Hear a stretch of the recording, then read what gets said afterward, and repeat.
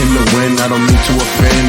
The greatest on the mic, mightiest with the pen. Losing never been a choice, but a line is the same. Ascending, word, bending verse, birth in the gym. Akin to the best, never aiming for less. Opposition so foul, got me calling for rest. Who's next to get bested? Mind, soul, and flesh is antithesis of mess. It's the verses of reading so long. You better catch a God through him to sing. Dreams manifested, you get what I mean? God always had a plan, he created for me. Success only means that I did what he seen. Got the game and the fans locked in like a key. Sitting on the throne with a crown, I'm a king. Sitting on the throne with a crown, I'm a king. Yeah, I think we got one. Good morning. How y'all doing? You know what? I'm doing okay. I felt a little different about the song this morning. I was feeling my shoulders and stuff because Well, tell us why. somebody special is here today with us as one of our guests. This is our 10th. We only got 2 more shows left. It's our 10th, right? Really? Yeah.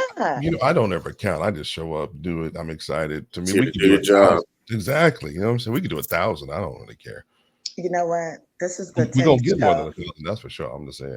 This is the 10th show of episode 3 in our Uncharted series. Too. You was mounting your shoulders too? Yep. Tell us why you was mounting your shoulders. I think I know those lyrics front and back. Absolutely. This is my son, y'all. This is Taylor. Alexander Gray the Great. And this is Craig's baby. Little named me. Well, you got a lot of names, son. You got, Taylor Alexander Gray Knight. You got Tag, you're it. You got TAG. You got all of that. And it's because you're just so amazing. And today you are on the show with us to talk about this topic. Hold on. Wait a minute. What? You didn't explain why the shoulders was popping. You kind of why the shoulders got up to the edge like some folk trying to mess with sin. And I'm sorry. You didn't explain it. You're right. I did. Yeah, you're right. Why? Because he wrote that, y'all. He is the one. That was my pen on the pad. Just wrote it. Yeah, produced it.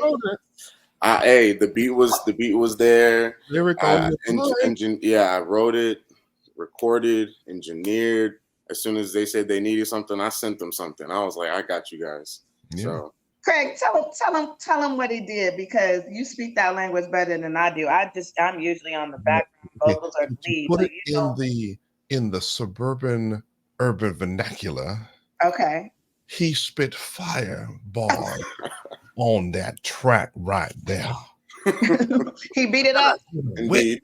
Up in here. Up in here. Turn the burners on. Had to turn the burners on. Yeah. Listen. That has been replayed and replayed and replayed 2 times every time we do a show for the last 3. We're in season 3, so for all of the seasons we've had that, and it's just an honor to have you on the show with us today. And you are multifaceted, multi-talented. Tell us a little bit about yourself, and then we'll release the show topic, because it may not make sense at first until we hear who you are and what you're doing. For sure. As you guys can see, my name is Taylor Gray. I had a wonderful intro from my beautiful co-host and family. Or not, I guess you guys are your co-host, But a little bit about me. Like my mom mentioned, I'm multifaceted. I'm in the insurance, financial industry. I'm in the music space. I make music, engineer, write, record, all the above. Make beats as well. I play sports. I'm an athlete. Don't even try to test me, man. Like, it's not gonna end well for you, bro. Don't even do it. He doesn't lack confidence either, as you No. Anyway, point is, whatever I put my mind to, I've been told that I can do. So I just used that and I took it to heart. And everything that I put my mind to, I've been able to accomplish and thrive in. So it's a little bit about me. Awesome. You forgot that you're an artist too. You've been drawing since you were like 2 or 3. I was gonna mention that, but I didn't know how I was gonna show any art right here. So I was like, I can't prove that part right now. Oh, it's all good. No worries. You don't have to. You just speak it and then it shows. True. I And an mean, artist as well. Yeah. Yeah, your art is on your Instagram as well. Well, one of your Instagram, and you are a gamer, but you do something with your Streamer, yeah, stream. I stream Yeah. as well. Yeah, see, you guys know more. I'm not as you can see, I'm not a marketing, expert because I definitely wouldn't know how to market myself as good as you guys can. But I'll definitely do the groundwork. But yeah, I'm a streamer. I play games. If you guys want to challenge me in games too, you guys can get whooped on that as well. Oh my God. But I will never ever whoop you in the financial space. I'll always help you and put you on my back. So. Oh, that's awesome. Well, listen. Can I borrow $1? I got one. Can I hold a 20? One of my Can I hold the 20?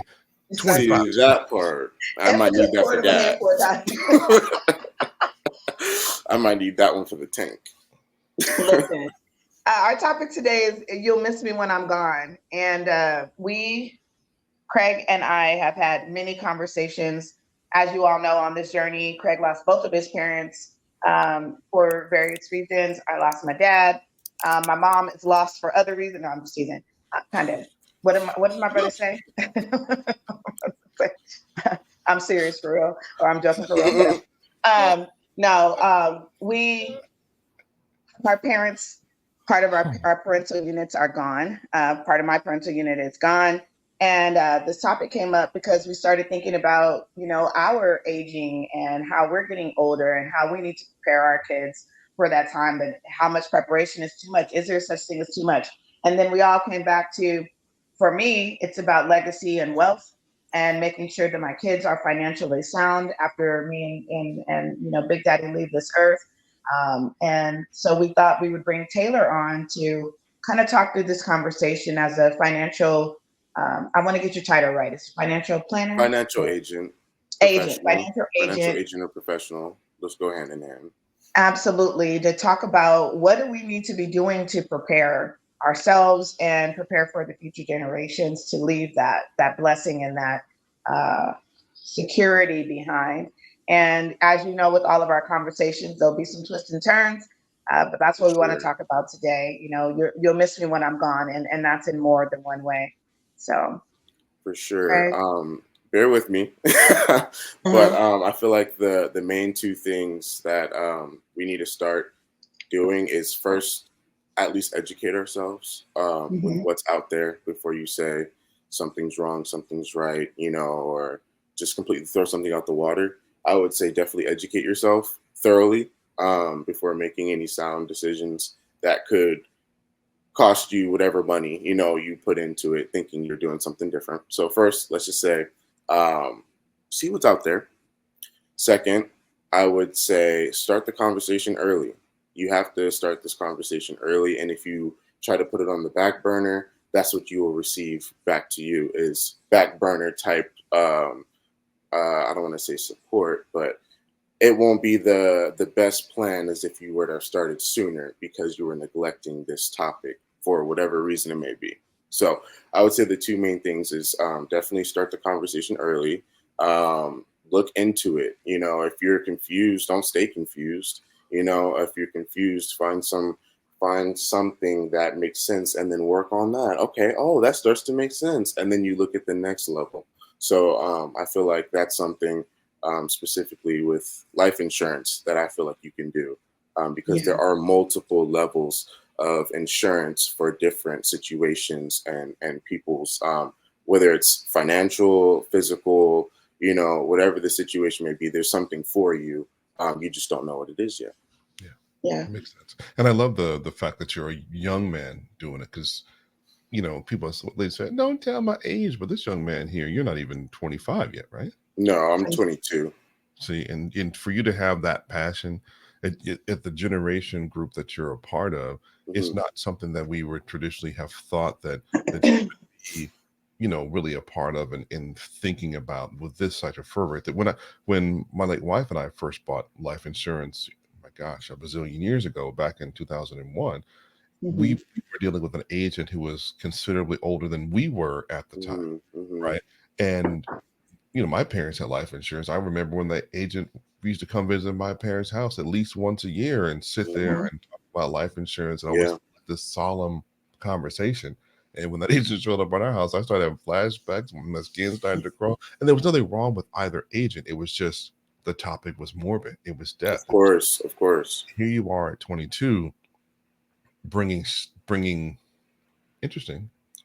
life and light to the topic. So I wanted to commend you for that, and don't ever let anybody ever take that from you, as long as you feel as if this is something you want to bring as knowledge and information, because knowledge is power. Yeah, it really is. And like you said, it can be a morbid topic if you let it be. I tried to bring kind of a lighthearted perspective to it. And of course, the facts are the facts. Once you kind of get that out the way, I feel like things are a lot easier, because like I said, facts are facts. It might sound morbid. Everyone's going to die. The world's on fire. Everyone's going to die. So everyone's going to die. At one point, sooner or later, everyone is going to pass, and we just have to prepare. The ones that are best prepared for that moment, their families are going to be set. You know what I mean? Like people who thought about it in advance and thought, oh, it's not scary because it's going to happen. Those people are the ones that got the head start for their families. So I just feel like once you kind of get out of that mentality, it should you can see the benefits, you know what I mean? The benefits that can be sitting there for you. And I also wanted to mention something. You said that way back when the insurance agent that was working with you guys, he was an older guy, considerably older. That was the demographic. It was all older, typically white males, just suit and tie, 50 and above, 55 plus, because that's who knew stuff. You know what I mean? Those are the guys but things are changing now. I feel like it's like the passing of the torch almost. There's so many young people in this industry now, because we're starting to see things for what they are and what they can be. And so I feel like if we just leave everything to the adults, we'll never become one. So. Very interesting perspective, and I appreciate it, because growing up for me, my parents, my grandma, Dearest and Papa, really enforced, like, you gotta take care of business, and business female, that was always the thing. And so with the multiple nonprofits and businesses all around the world, and that we always had insurance, we always had that safety net, if you will, of knowing that the church or the community wasn't responsible for burying the dead. And I'm grateful for that mindset that they had. I don't know if they completely understood like the wealth aspects or what products were available back then when it was the 50 plus generation, speaking about life insurance. But I do know that they passed that mindset down to me, to my brother, to my siblings. And then I was able to provide you all with life insurance at a young age. And I think that that's really an important thing. The dogs are dogging right now, and I don't know why, because I don't think they can even see each other. But anyway, squirrel. Chaos. You know what? Chaos might be hearing your voice, because Chaos is our non-golden retriever. Retriever. Not golden retriever. He may be more like a golden doodle, and Taylor is our golden dog. He's our golden dog. He's the golden dog. Yeah, he really is. But Taylor is his person, and so if he hears Taylor's voice, if Taylor pulls up, it's like he knows the car. He's in Taylor's room, and he knows my shadow. And as soon as Taylor leaves, he like literally goes into a doggy depression.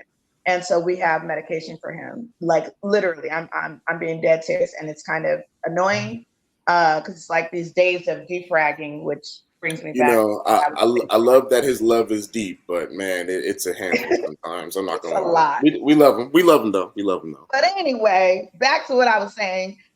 They made sure that insurance was important and passed that value down. And a lot of people don't know that even in the earlier you get life insurance, the better your premiums are going to be, and the more that money can work for you. That's exactly the first thing I want you to talk about. But the second thing is that a lot of times, as Black and Brown people, we're so overshadowed or consumed with it is a white man thing that we're not realizing that we're like really causing some deficiencies in our own lives by not having life insurance and perpetuating actually a life of poverty. Yeah, the stigma. So can you address those two things? One, the earlier you start, and two, why it's so important around the education, because that's how you actually introduce the topic today. For sure. So one, like you were mentioning, the sooner for basically any policy is better. I feel like the only ones that are kind of on the fence, usually annuities, they want you to be a little older when you do that, because that's more of a bigger investment with difference. Anyway, point is, specifically for life insurance policies, the earlier that you get a policy for someone, the lower the premium will be, because they are at lower risk to die naturally by age. So the lower the risk, the lower the premium. So let's say you're 65 years old, you smoke cigarettes, and you got a heart problem, and you know about it, and you're trying to get insurance now because you're scared now. Your premium is going to be through the roof because you waited until you made all these decisions, and you're 65 years old.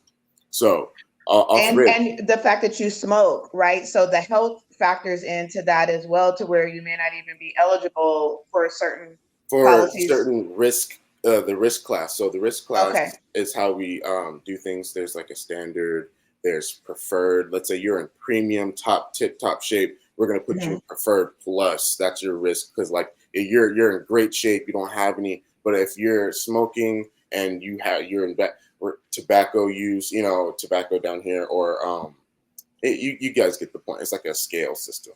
So let's say you're just a regular, nothing wrong. We'll put you in standard plus. And then if they say, hey, the weight or the, whatever, they'll bring it down maybe just a tad. But I usually like to keep it in the middle. So, or try to go as high as I can so they can bring it down. I'm giving my client the best risk class, the best, you know what I mean? So then if they see something, the company brings it down like that, kind of self-regulation. But so yeah, the sooner the better, because easier for the insured. And let's say you have a child or anyone like that you're trying to build something for. You're giving that child a runway that we can't even ask for. A child that's 1 years old, 5 years old, they have 50 years ahead of them before they can think about retirement. So what if you started something for that baby now? Right. That with the lower premium and the longer run, they're going to be set up by the time they're ready, with IUL specifically, which is the Index Universal Life Policy. We'll get more into that later. And the other topic was that you wanted me to address.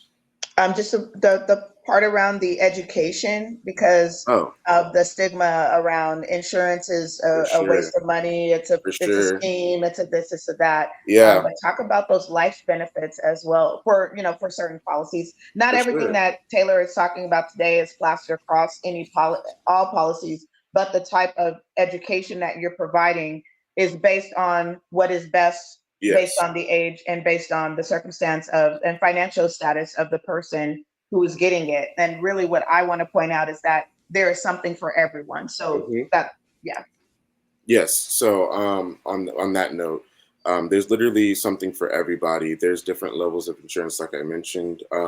If you were to say, hey, I don't need anything fancy, I just want to get something right now, something I could, rely on, whatever, for a certain amount of time. Cool.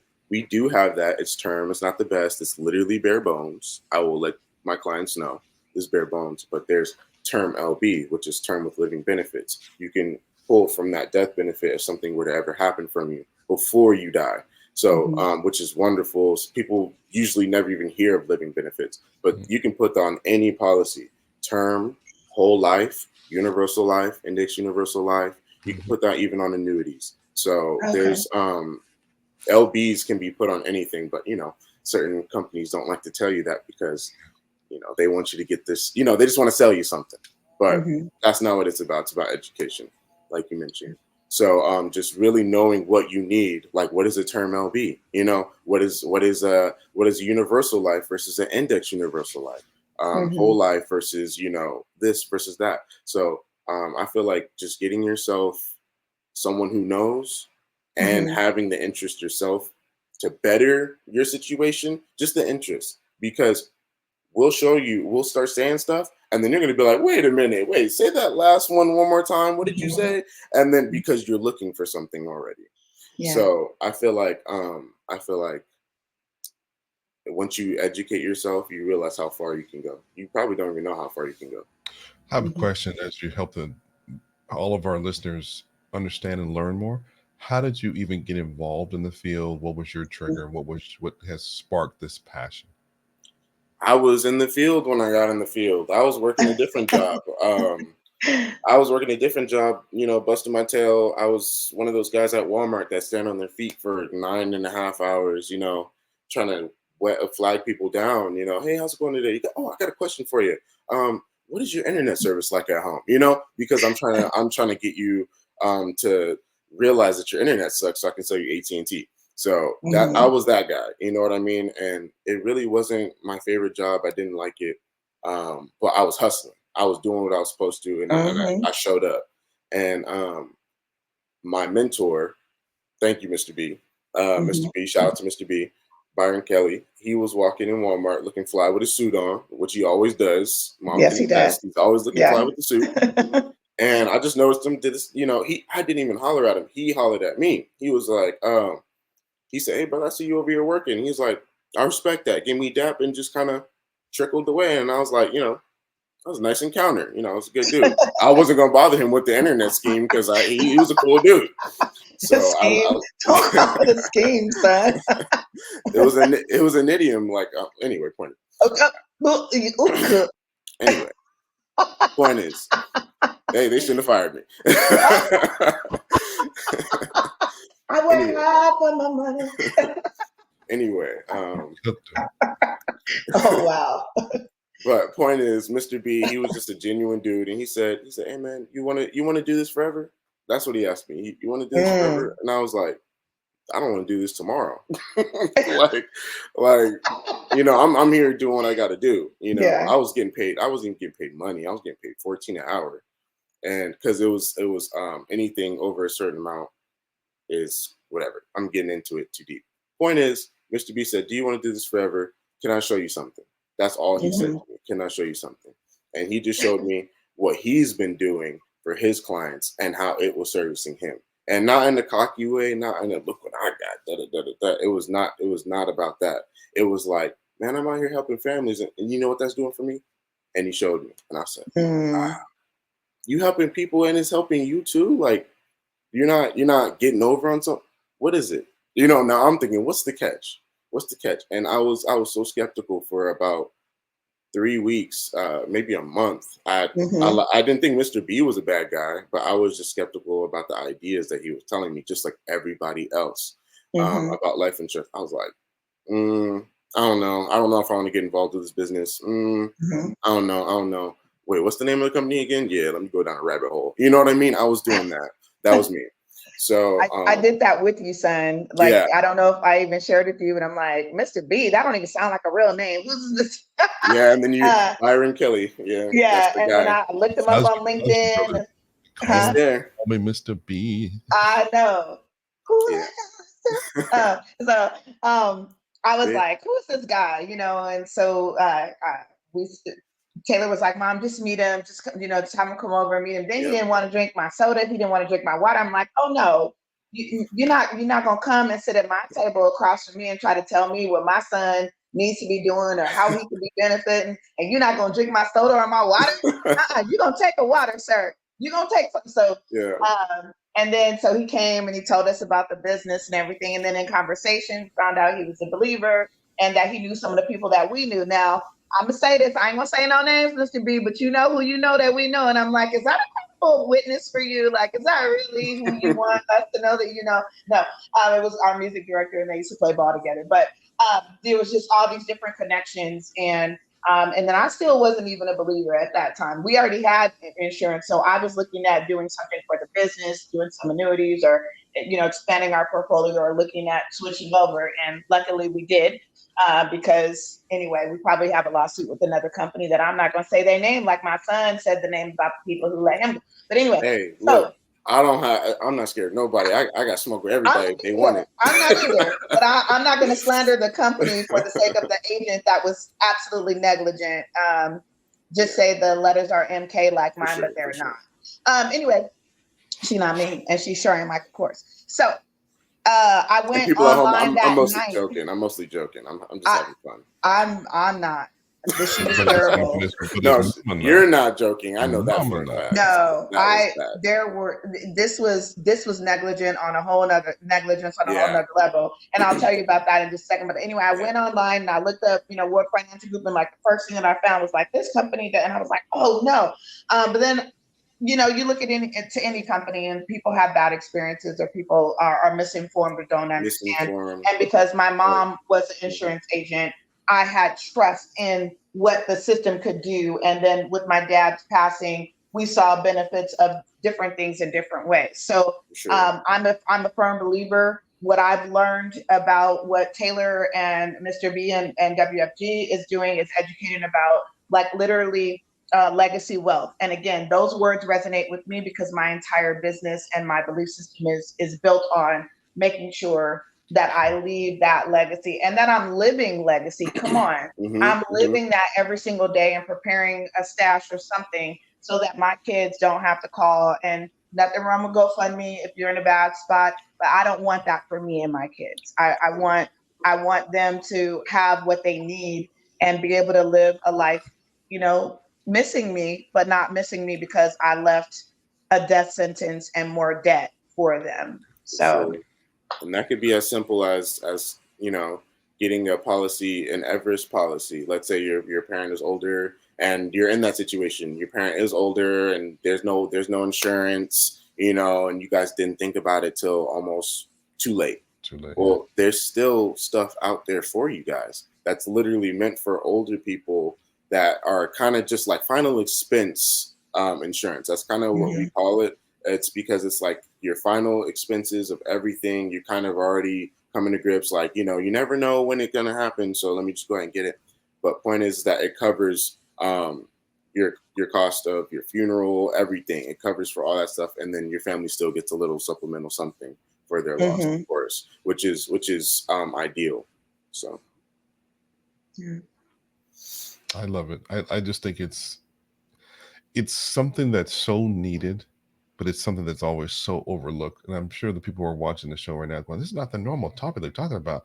I don't know if I want to watch this. Let me go find something else. Let me come back to this later. But it's insurance. It's not something that you could always come back to. Exactly. And even if you think you can, and maybe you can. I mean, maybe there's even, like you said, if you get a chance, you might want to take it. Right. That's the thing, and on this show, Michelle, this goes back to our original conversation. We talked about originally, the original charter was trying to help families, reconnect and be better, right? Absolutely. An opportunity where your family can be better. And, you may or may not want your kids to be rich after you die or whatever, but I promise you there's going to be some infighting and some squabbling over what pennies, but why not make an educated decision to at least say, don't leave them nothing more than your bills. Sure. At least leave them a way to, like Taylor said, to bury you, to do the things as a parent that you would want done, or maybe it was done for you and you just squandered it, you ate your teeth, whatever. But on the same topic, I believe that in leaving insurance, I think we should also leave those conversations that are critical in nature. And as a parent, do my kids even have access to my bank accounts?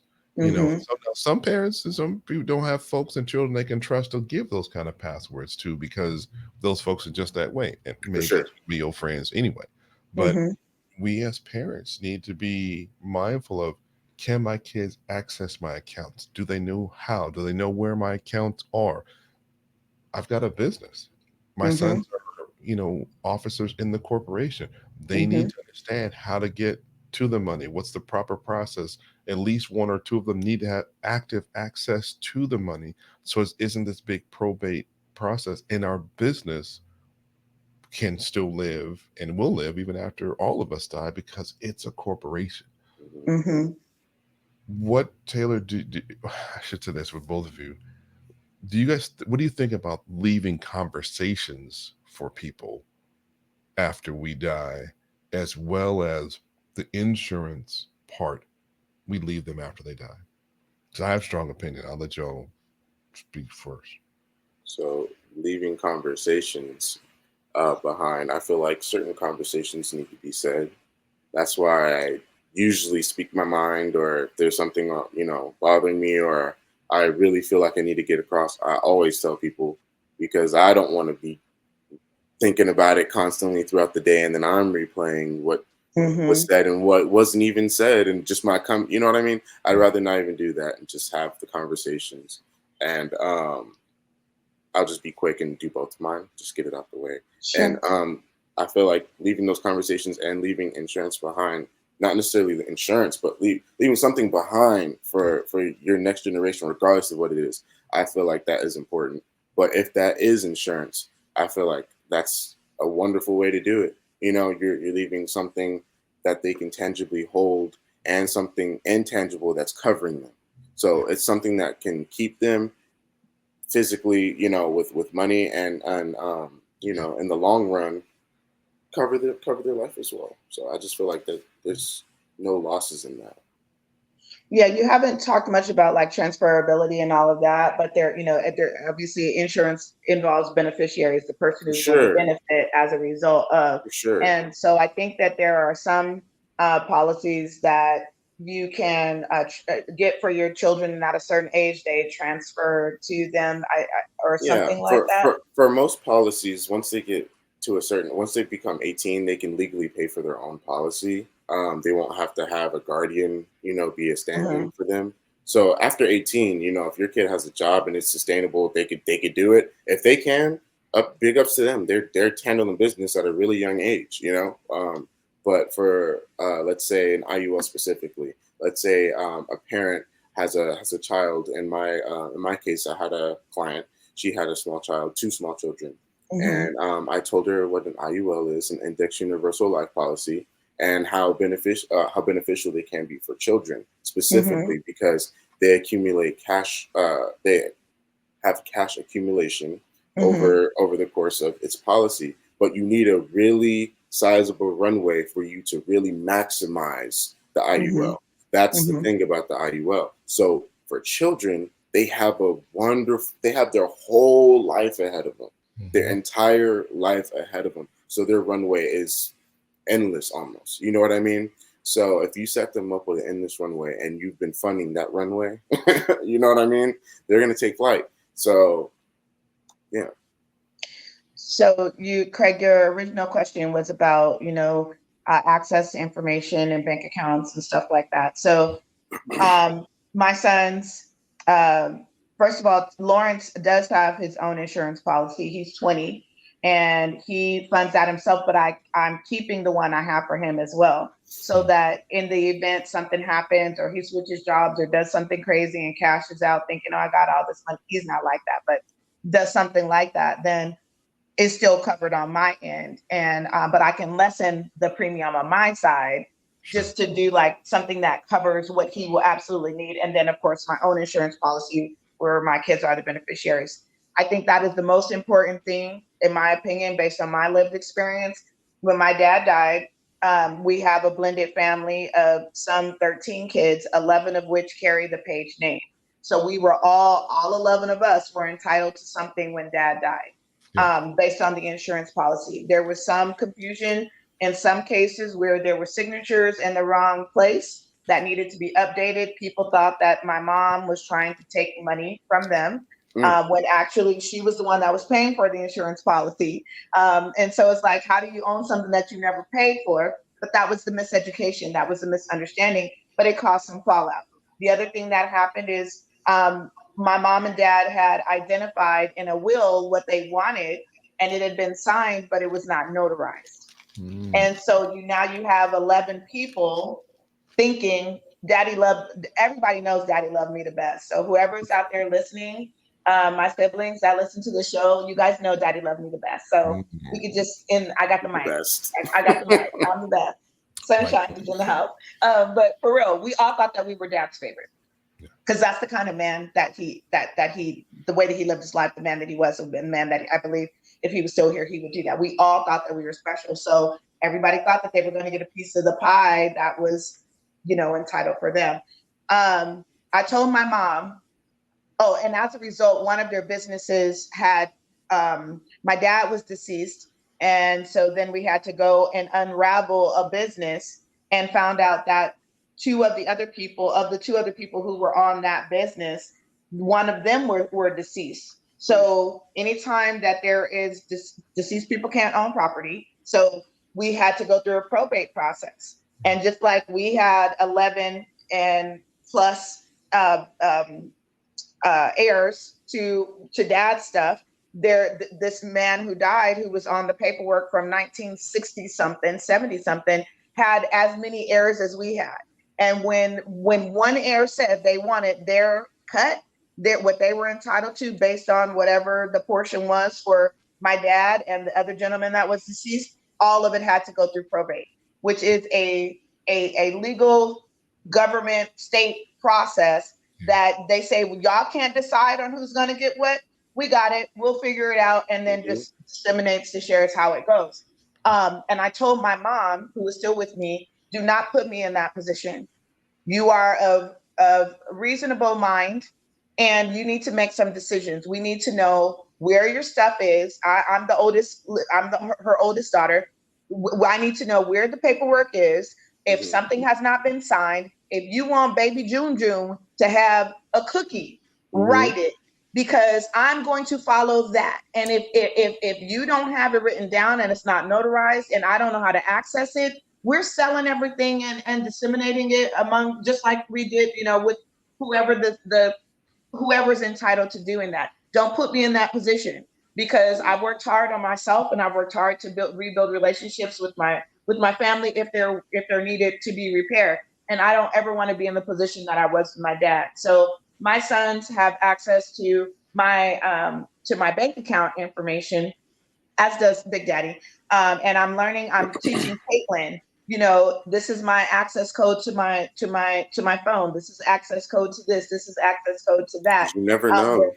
You just never know. But that took time. This is another thing I want to say, and I know I'm long-winded right now.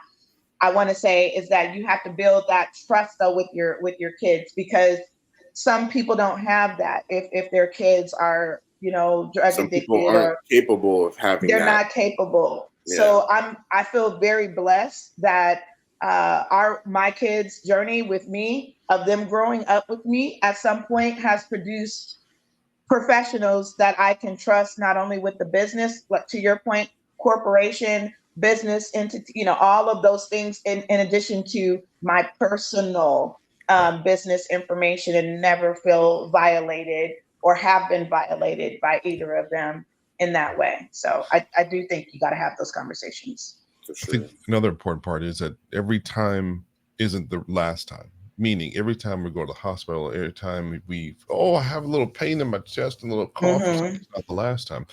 No, I get it. With kids and families like ours who've experienced death firsthand, that can be a natural thought of what happens to the surviving parent if they cough. But my house, they used to look, and if I used to snore too loud, that was some concern. Yeah. If I used to stay out too long at the supermarket, there were calls.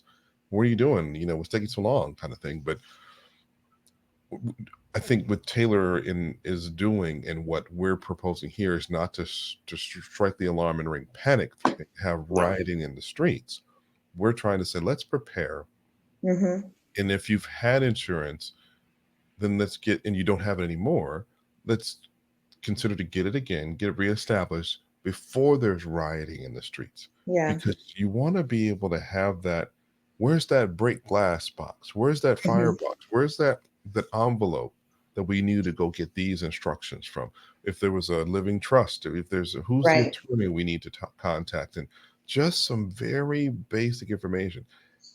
Even if any one of us found ourselves in the hospital or sick for a few days, someone needs to be able to conduct business for the businesses for our lives. So it isn't become a matter of life and death when waiting for, come on, you got to get well, we got to get the lights back on. So that's, I think, a lot of what we're saying here. Can I say something when you're done? I was just going to say, what you said was, that glass box, a matter of life and death. You're fail-safe if something happens. Well, when someone passes, that's not the only thing that dies. Everything that was tied to that person dies too, including their finances. So let's say you're breadwinner of your family, whoever that may be. Let's say that person is like, busting their tail, doing their thing. They're doing all the things that they're supposed to. They got a whole bunch of money saved up, but they have no insurance for themselves, right? Sure. Let's say that person gets into a horrible accident, God forbid, whoever this person is, this made up imaginary person, but something bad happens to him and it's irreversible. You can't go back. They're gone. Everything that person brought in with them is gone.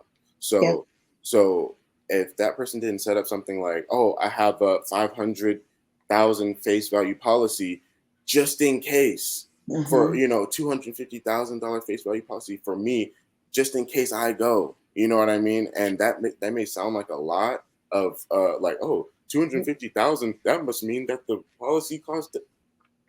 You need to take the time to educate yourselves. Let's go back and look at the policy, because it really isn't that bad when you look at it. I mean, what is $200 when it comes to the security of your family? You know what I mean? What's $150? You spend that going, to the bar with your friends, going to the restaurant with your friends. Oh, you know what I mean? So what's $150 for the well-being of your life, the well-being of your family's security? I feel like that is something that gets missed because, we're not old enough to look at insurance yet. I'm not old enough. I'm not thinking about when I die. Well, you don't know when that is. Right. So you probably it could be today. It could be tomorrow. As we're recording this episode, it could happen to one of us during the show, right? I mean, you never know. You never know, because the time is the time that we have, right? Again, not trying to be, oh my gosh, sound alarm, there's rioting. Well, no, I mean, you don't know when it's a realization. Yeah, but when my late wife died, she was 41. 40 freaking 41. There are kids, I'm gonna call them kids. There are kids that are Taylor's age, younger and older, that aren't making it to 22. Absolutely.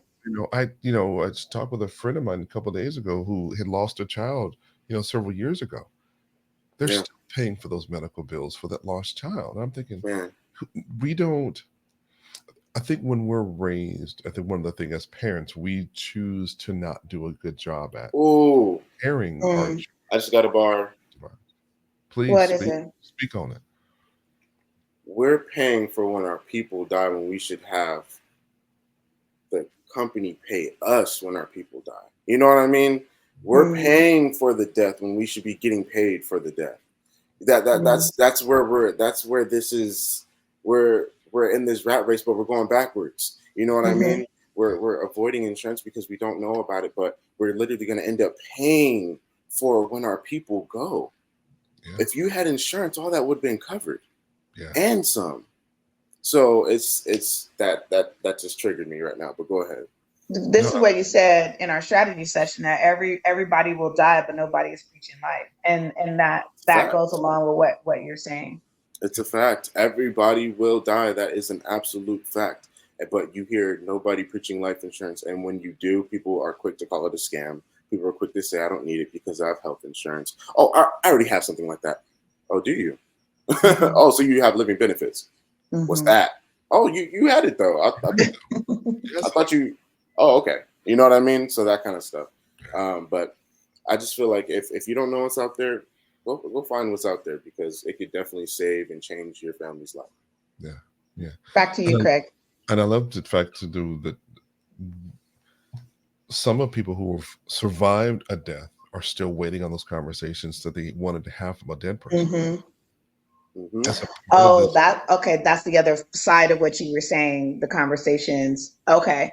Yeah. Go ahead. Yeah. For the inevitable. Says, speak on it now. Don't have this, I feel some kind of way about so-and-so, and then when you see them, you're silent, you're smiling, all is well. It's like, you know what?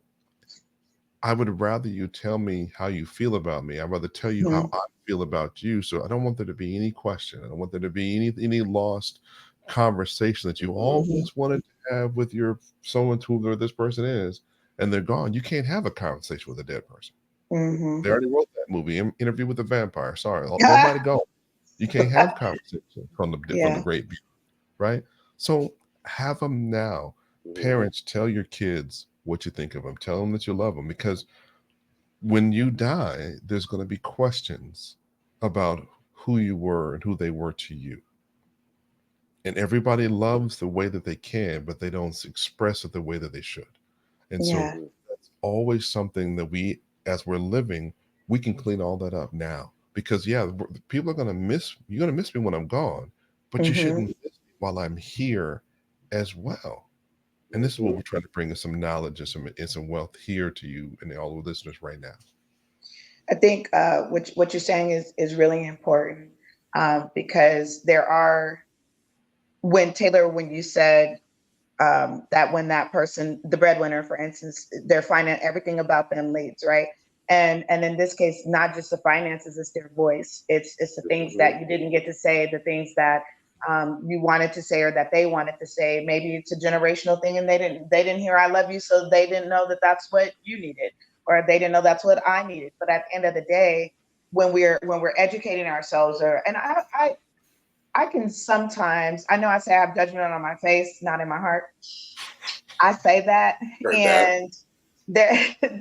and there is some truth to that, people. I typically don't judge, and my kids will tell you too. Like, I'm probably I don't live in the gray, but I'm like, but what if it was this? And how would you? So I always have like those kind of questions, and I also tend to believe that there's so much out there, like TV shows, social media, different things like that, that show us other ways of living that might be possible.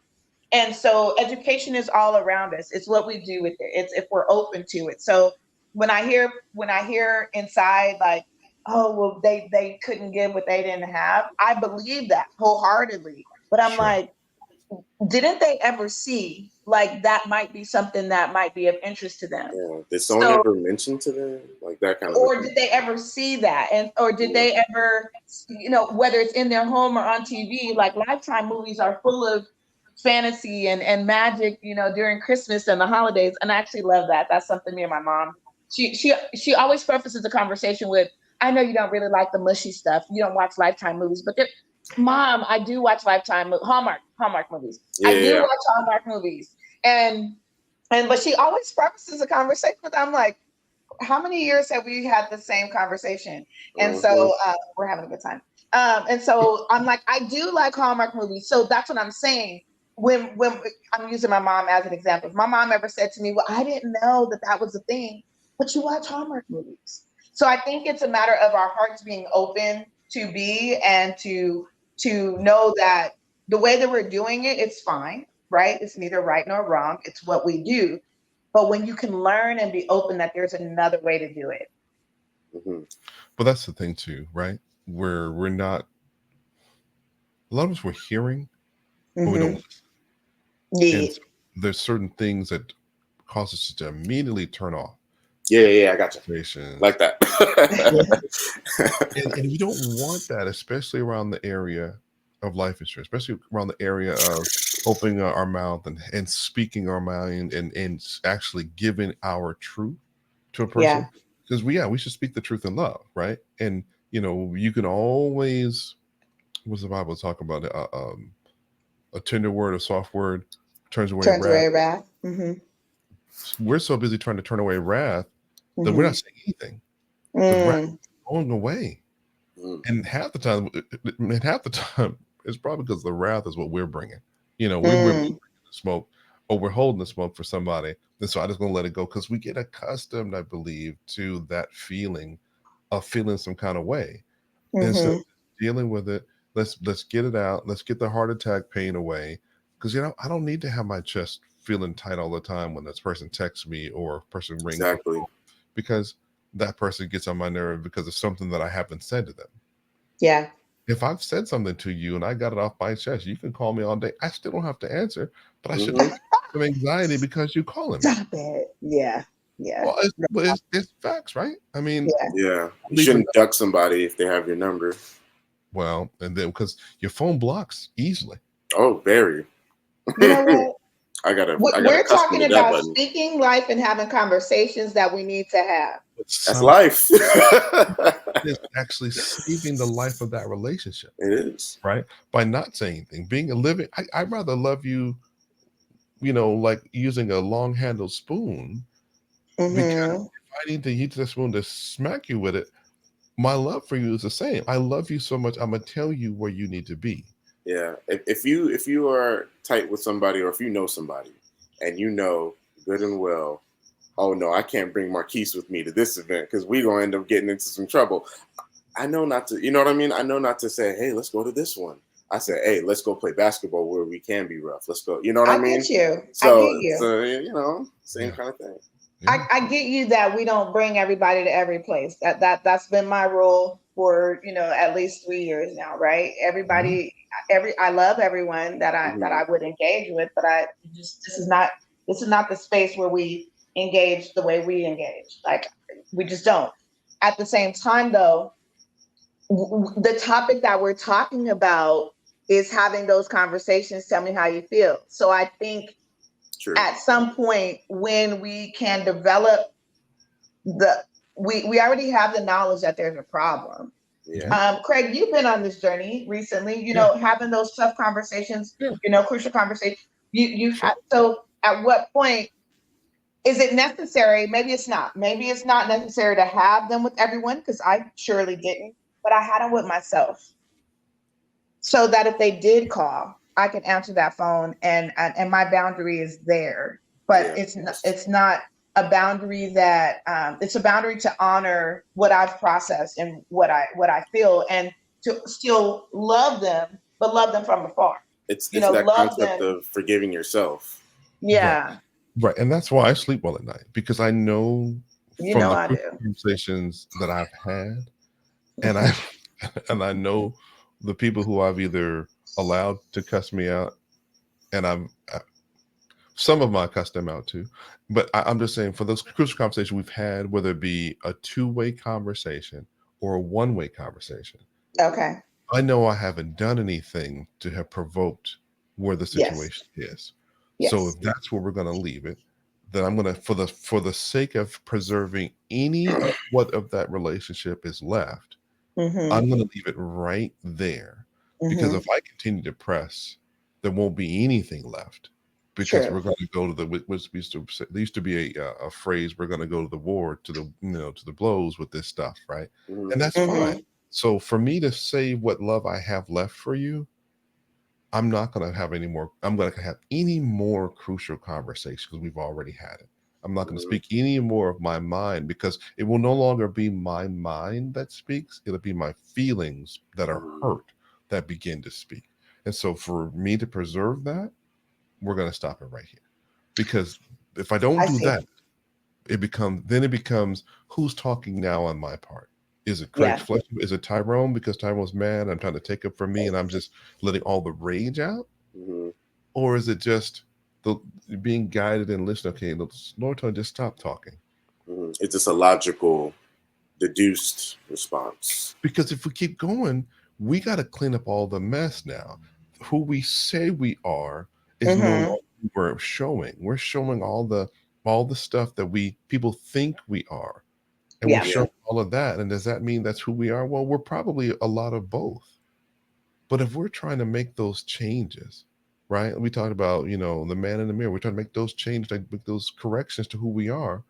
We don't need to regress back to the level of where that person is in an effort to show them who we are. Yeah. That's who I was. I don't need to go back to your level. I've grown. In my case, for the situation that I'm thinking about, where I understand where exactly, more clearly where you're coming from. For me, I was already showing them who I was. They didn't believe me, and in the most positive way. Like, no, I'm just trying to get to know you. We don't know each other, so I'm introducing you to the me that I am now. If you want to talk about the past of how I got here, we can have that conversation.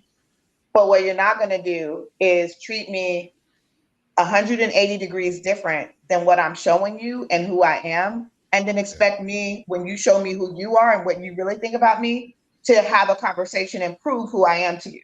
Not doing that. So, and with those people, my take, and people have always accused me, Craig, it's just easy for you to walk away. Yeah. Keep on walking, I'm I ain't talking to you anymore. So I'm skipping away. Right. You know what I'm saying? You can miss me with all that stuff. I don't have any energy in here left, any space in here left to give that space away to people who are causing me to have some feelings some kind of way about them. Right. Why would you do that if my space that I've let you live rent free with is causing me to sin? So now the space that I'm allowing you to occupy is causing me to think all the time, man, they don't call, they don't text. Every time they do, they ask me. There's a story that I'll make up and spin, whether it be reliving interaction. So for me, it's better. You know what? I'm evicting everybody out of my mind who was living there rent free. And I'm going to reuse that space because that space is key. So you're going to miss me when I'm gone. And in probably and Taylor, 99% of the cases where, my evictees, I was the one providing them a greater service than they were providing me. So yeah, in my case, they miss me that I'm gone because we don't need to get into it, but when they needed specific services, I was the one that they were calling. Yeah. And I have so much peace now because I'm learning that I missed me because I was gone. That's it. I hadn't been supporting me. Yes. And I know we're coming up towards the end of our hour, but I had missed me so much that I had put my mental and physical health at risk. I had stopped choosing to make myself the priority. That my health was failing. There's certain parts that I realized that, man, I hadn't thought about that for me. For other people, yes, but not for me.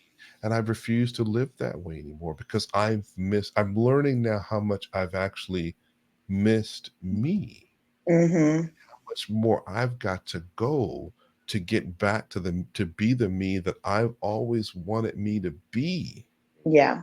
And so I'm on my path there, and I'm not willing to allow anyone to circumvent that. It's beautiful. Really a great next topic, to be honest. I know we talked about self-care before. Sure. And that's, to me, that's more of a future state of what do I need to do to preserve who I am now? But how do we get there, right? How did we get to the point where that's what we needed to do? Because we realized that something inside of us, something inside of me was missing that I longed for in the most positive ways. And, we always do our Bible analogies and parables, not in the way like Lot's wife longing for something that was toxic, that was hurtful, she was told not to, but in the way that this is actually who I really am. Craig, you talked about that with getting back into music and playing and songs and this. And so how do we make those things that are actually a part of us, our new tenants, right? In our heart space, in our mind space, how do we make me the priority such that I actually am being the best version of myself? And just like I've been traveling a lot, they say put it Southwest. I love their corniness. In the event that this airplane suddenly becomes a cruise ship, put your mask on yourself first, right? That's what we're talking about. And this, you'll miss me when I'm gone, as it relates to insurance, is about putting our own mask on first, so that we are not perpetuating negativity or leaving a legacy that we really don't mean to leave due to our own ignorance and our unwillingness to understand how simple it is to take $20 or $30 and get something versus $0 and have nothing and leave your family with nothing. So Taylor, any closing remarks for us? We definitely want to celebrate your and celebrate you, but also share your Instagram and your business information so that people can reach out to you if this conversation has been meaningful for them. But any last closing words about what we've talked about today? You just said something you just said something that was kind of getting my wheels turning.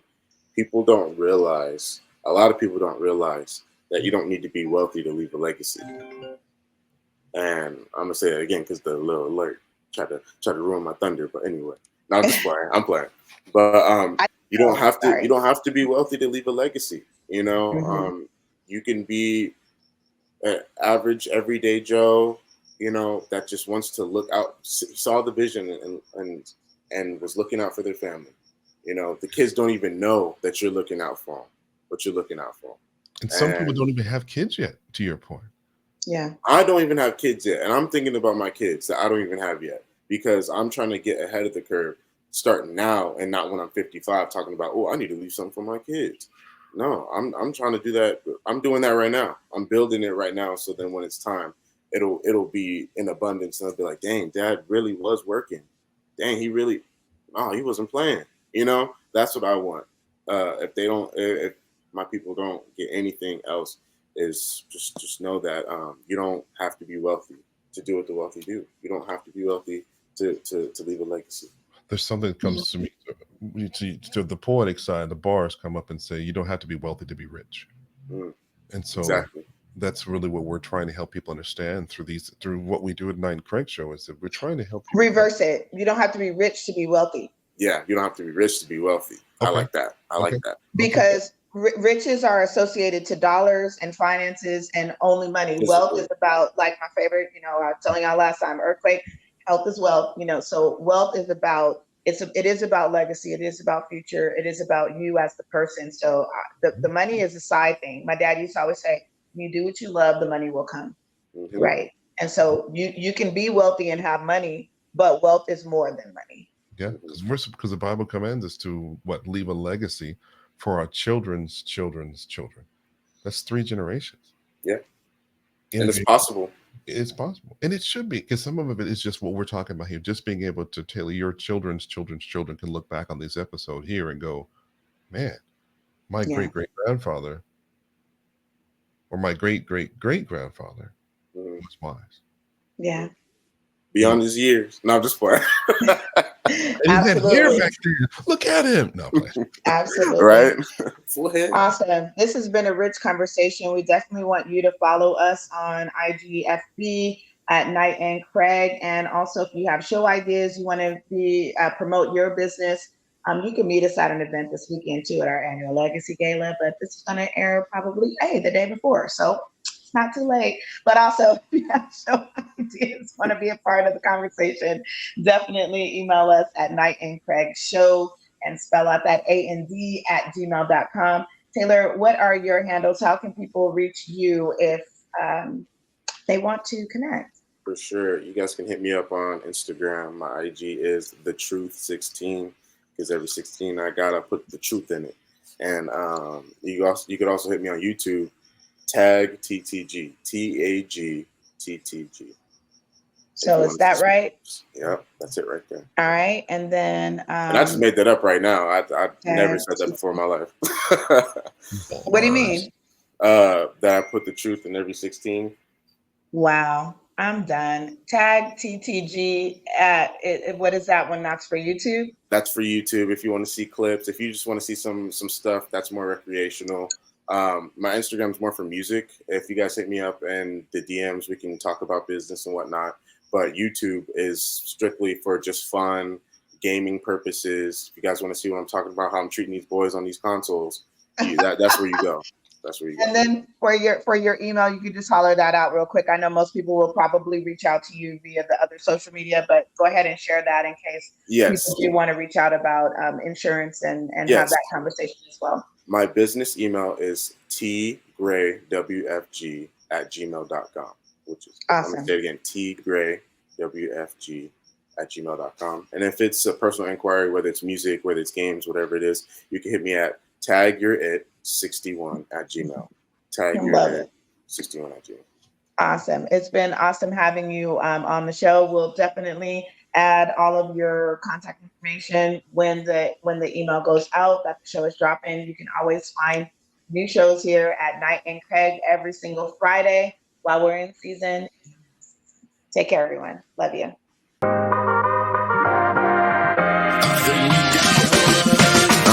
came to win, I don't mean to offend. The greatest on the mic, mightiest with the pen. Losing never been a choice, but a line is the same. Ascending, word, been in verse, birth in the gym. Akin to the best, never aiming for less. Opposition so foul, got me calling for rest. Who's next to get bested? Mind, soul, and flesh is antithesis of mess. It's the pressure so green. So long, you better catch a God, throw him the scenes. Dreams manifested, you get what I mean? God always had a plan, he created for me. Success only means that I did what he seen. Got the game and the fans locked in like a key. Sitting on the throne with a crown, I'm a king. Sitting on the throne with a crown, I'm a king.